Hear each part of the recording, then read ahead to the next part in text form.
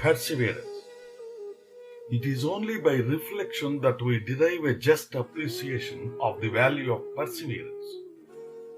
When we see how much can be accomplished in any given direction by the man or woman of but average ability who resolutely perseveres in the course of action adopted as the ruling purpose of their lives, we then arrive at a just estimate of the value of perseverance as a factor in success.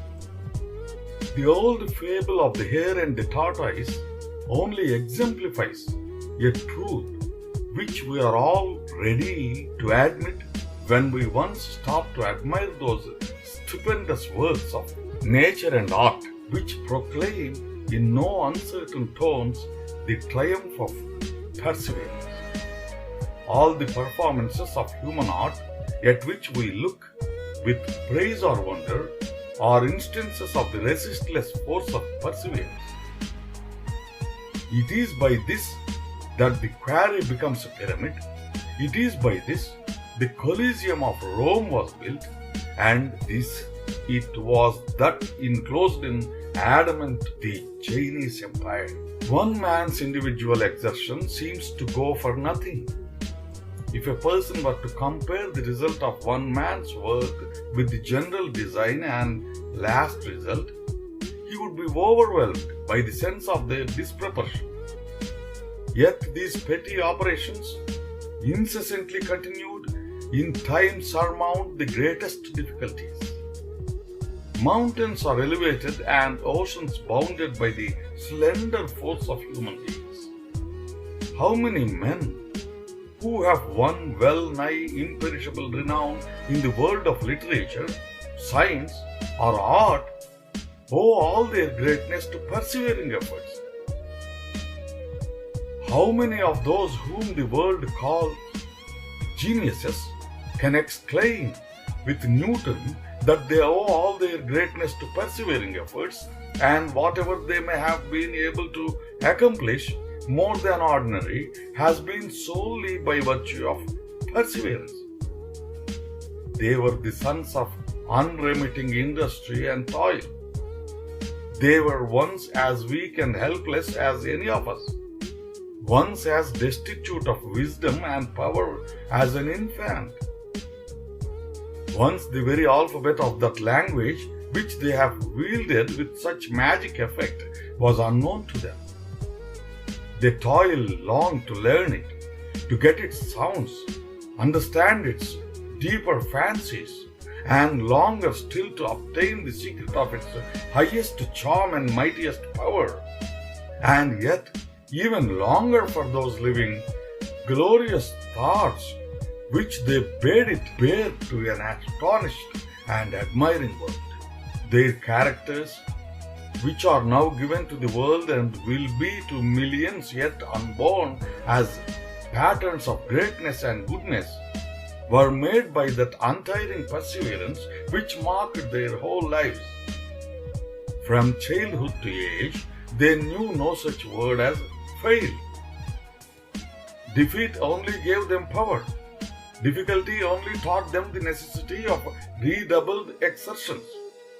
Dangers gave them courage, and the sight of great labors inspired in them corresponding exertions. Their success has been wrought out by persevering industry.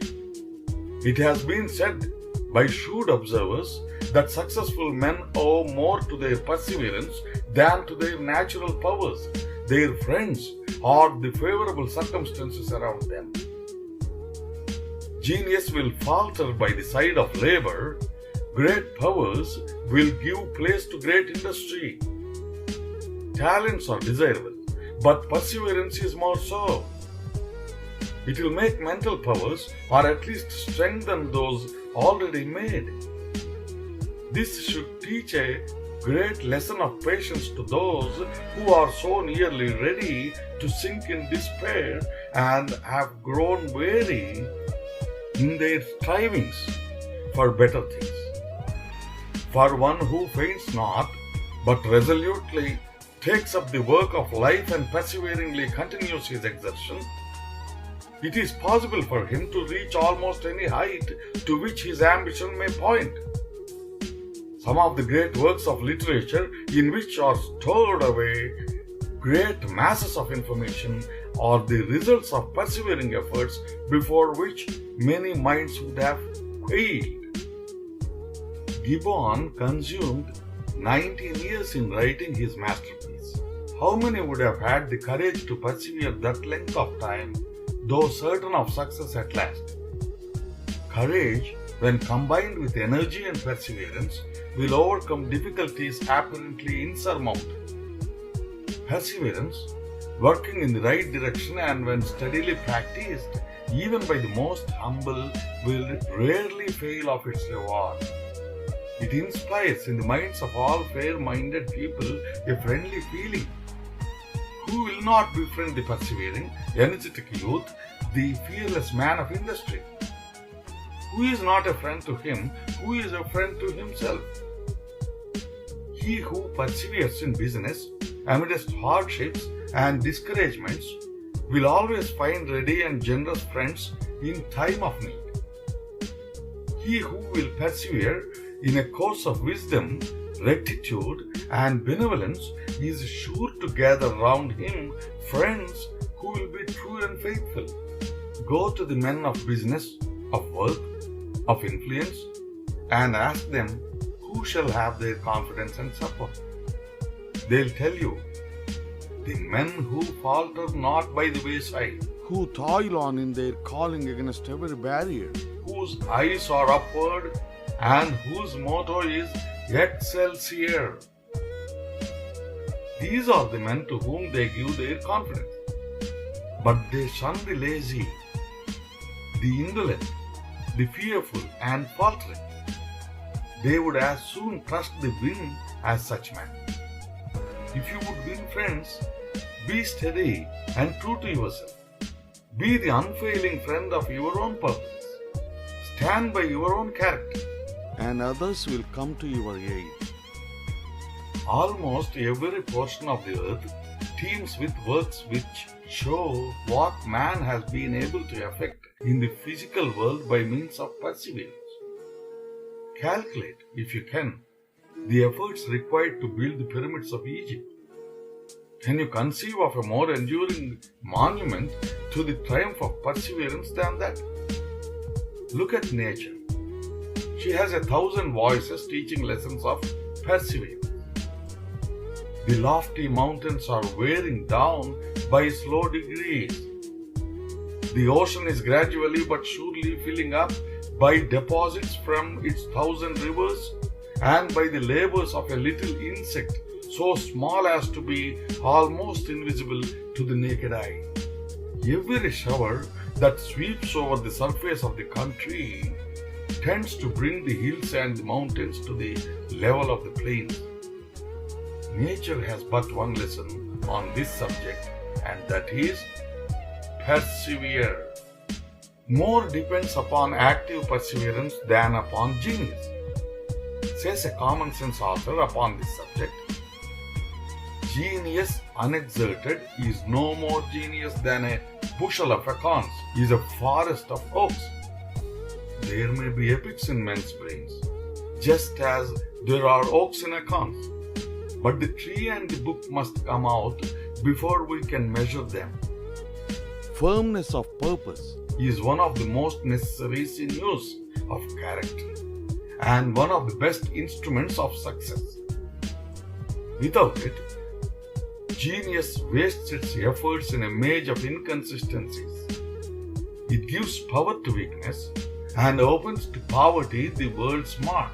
It spreads fertility over the barren landscape and bids the choicest fruits and flowers spring up and flourish in the desert abode. There is perhaps nothing more conducive to success in any important and difficult undertaking than a firm, steady, unremitting spirit. In seasons of distress and difficulty, to abandon ourselves to dejection is evidence of a weak mind. Opposing circumstances often create strength, both mental and physical. Opposition gives us greater power of resistance. To overcome one barrier gives us greater ability to overcome the next. It is cowardice to grumble about circumstances. Instead of sinking under trouble, it becomes us in the evil day with perseverance to maintain our part, to bear up against the storm, to have recourse to those advantages which, in the worst of times, are always left to integrity and virtue, and never to give up the hope that better days may come. It is wonderful to see what miracles a resolute and unyielding will can achieve. Before its irresistible energy, the most formidable obstacles become as cobweb barriers in the path. Difficulties, the terrors of which cause the irresolute to sink back with dismay, provoke from the man of lofty determination only a smile. The whole history of our race, all nature, indeed, teems with examples to show what wonders may be accomplished by resolute perseverance and patient toil. How many there are who, thinking of the immense amount of work lying between them and the object of their desires, are almost ready to give up in despair. But do they not, when they view the work thus in mass, forget that there is time enough, if only rightly improved, to suffice for each effort? One step after another, perseveringly continued, will enable you to arrive at your journey's end, however long it may be. It is only when you come to reckon up the aggregate number of steps that you are ready to sink under a feeling of despair. But you are not required to take them all at once. There is an allotted time for each individual step. Thus, in viewing any work that you may have marked out in life, only remember that you are not obliged to do the work all at once, that the regular daily portions performed quietly and systematically day after day will enable you to achieve almost any desired result. When we reflect on the wonderful results that perseverance has accomplished, we are led to believe that the man who wills, resolves, and perseveres can do almost anything. Everyone, then, regardless of his condition in life, should set his aim high and resolve to remit no labor necessary for its realization, but cheerfully take up the trials and burdens that life has in store for him, and carry them forward, be the discouragements what they may, to a glorious consummation. Only learn to carry a thing through in all of its details, and you have measured the secret of success. Only learn to persevere in carrying out any plan of work which an enlightened judgment decides is the best, and you will force life to yield you its grandest triumphs.